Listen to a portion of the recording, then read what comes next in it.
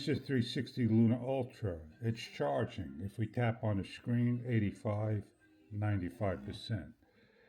The microphone needs to be charged. We have turned it off. This long press, you'll feel a long buzz.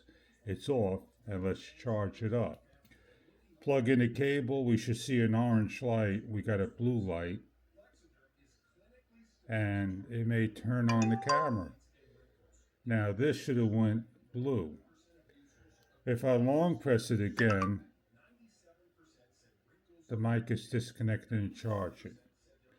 This did not happen before the update. The update afterwards, firmware 1.0283, this has just occurred. Now after this is fully charged, this light should go out. It didn't go out on the first time. Once you unplug it, plug it back in, and then it'll go out after a few minutes.